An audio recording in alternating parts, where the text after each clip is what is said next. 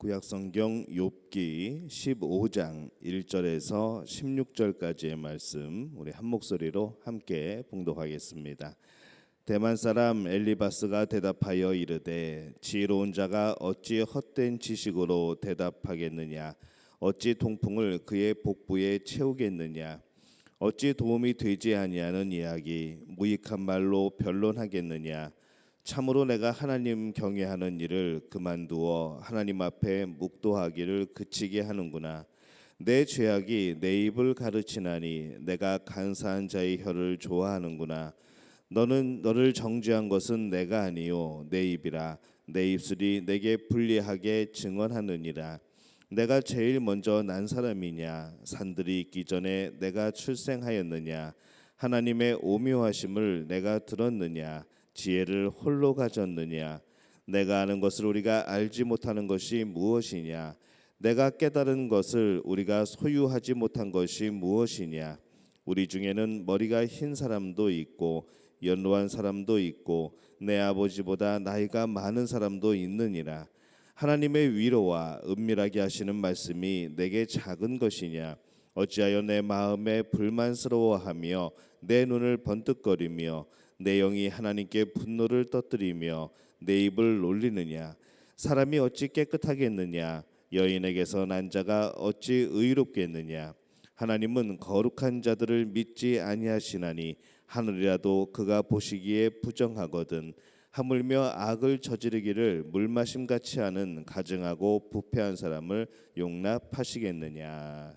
아멘. 할렐루야. 하나님의 은혜가 오늘 여러분의 하루의 첫 시간을 주 앞에 드리는 우리 믿음의 가족 여러분들에게 함께 하시기를 예수님의 이름으로 축원합니다. 오늘 이 말씀은 욥과 그의 친구들의 대화의 두 번째 단락이 시작이 됩니다. 그래서 엘리바스가 욥에게 충고하는 내용이 기록되어 있습니다. 욥이 고난을 당하였을 때 만약에 그냥 아파하기만 했다면 그것은 고난 아래에 있다라고 표현을 하는 것이죠.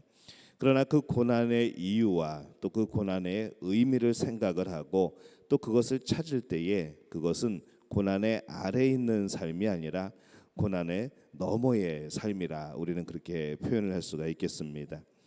우리는 이 고난이라는 고통에서 끝나는 것이 아니고 이 고난을 통하여서 그 고통의 너머에 있는 것을 찾아가는 그런 참다운 삶을 또 그런 참다운 그런 또 지혜를 우리가 가져야 합니다.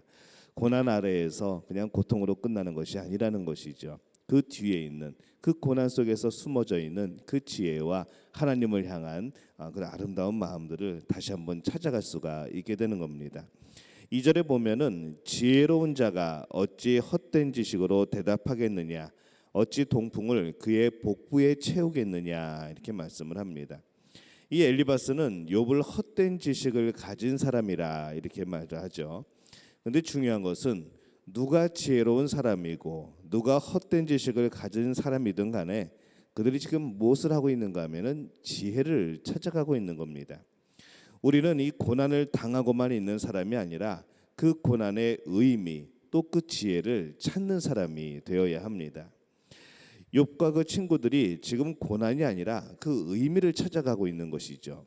그래서 이들의 대화를 가만히 보면은 아직 고난의 진정한 의미를 다 찾지 못한 상태이긴 하지만은 그들이 서로 이야기를 나누면서 대화하면서 물어보고 또 대답하고 또 물어보고 대답하고 하면서 그들은 이 고난 속에서 과연 하나님이 주신 지혜가 무엇인가 나름대로 함께 찾아가고 있는 겁니다.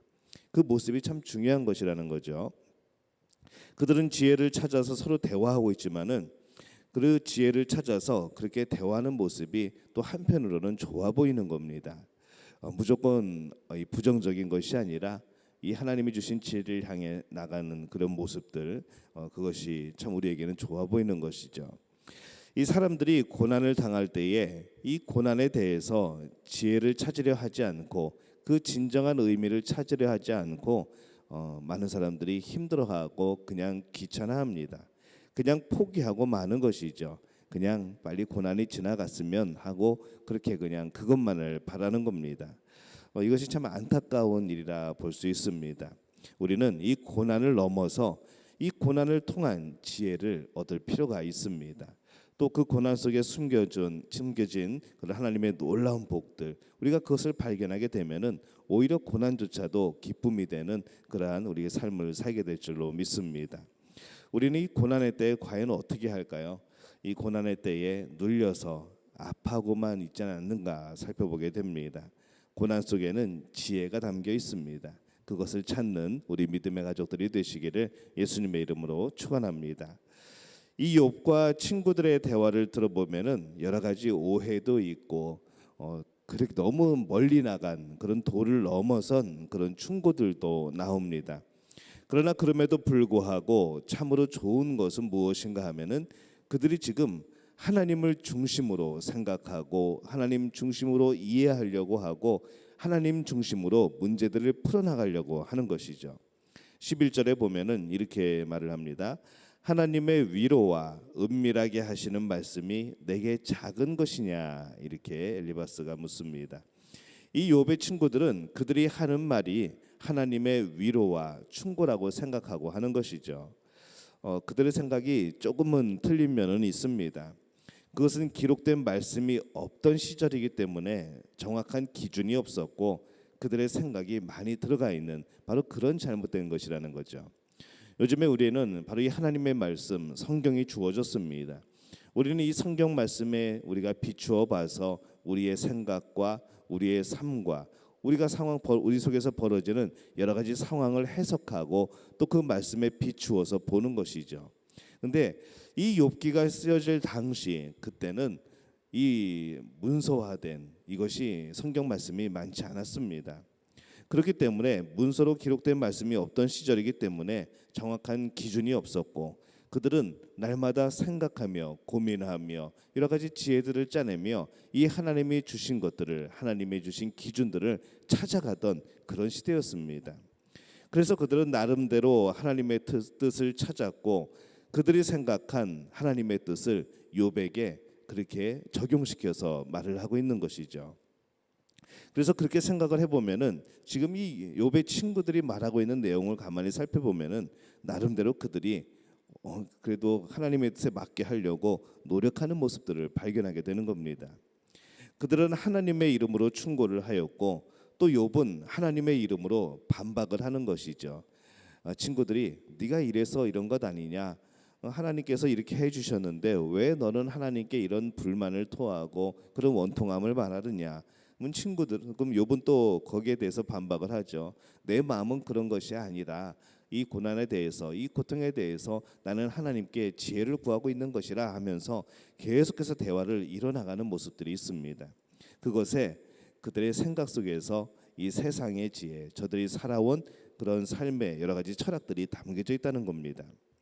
하지만 그들이 하나님의 뜻을 쫓아가기 위하여서 하나님의 뜻에 가깝게 그들이 생각하기 위하여서 참 노력하고 있는 모습들은 복된 모습이라 볼 수도 있는 것이죠. 물론 그들이 하나님의 이름으로 하는 충고와 여러 가지 반박은 문제를 삼고 있습니다. 특별히 기록된 말씀이 없던 시기 때문에 더욱더 그런 것이죠. 잘못된 생각으로 하나님의 이름이 잘못 사용되기도 합니다. 그렇기 때문에 이 하나님의 이름을 사용하는 사람은 더욱더 조심해야 된다는 것을 우리가 또한 알 수가 있습니다. 하나님의 이름을 사용할 때는 항상 자기 자신을 내려놓을 필요가 있습니다. 오직 하나님께서 주인 되시도록 해야 하는 것이죠. 더욱더 영적으로 깨어 있을 필요가 있습니다. 그러면서도 그 안에 자신의 생각이 들어갈 수 있음을 기억하고 늘 조심하고 또 조심해야 하는 것이죠. 그러면 하나님의 이름을 찾고 그 이름이 하실 일을 그 이름으로 하는 것은 참으로 복된 일이 되어지는 겁니다. 우리가 이 하나님의 이름으로 무엇인가를 하고 있습니까? 고난의 때에 우리는 하나님의 이름을 더욱더 찾아야 되는 것이죠. 하나님의 뜻을 찾아야 됩니다. 하나님의 이름 속에 담겨져 있는 여러 가지 우리를 도우신다 약속하신 하나님의 이름의 뜻, 또 우리가 여러 가지 위로를 하고 격려를 하고 축복을 해주고 그 가운데에 진정한 하나님의 뜻이 무엇인가를 발견할 수 있는 우리가 그런 준비와 그런 지혜가 필요한 겁니다. 그렇게 될 때에 우리는 이 고난을 넘어서서 은혜를 발견하게 되고 고난의 때가 아니라 은혜의 때였다고 우리는 인정하고 고백하게 되는 것이죠. 고난 너머에 큰 복을 발견하게 되는 것, 그것이 우리 믿는 자들의 삶의 그런 복인 줄로 믿습니다. 만약에 이 고난을 겪을 때에 고난 아래에서 우리가 그냥 신음으로 끝나고 난다면 그것은 참으로 불행한 일일 겁니다.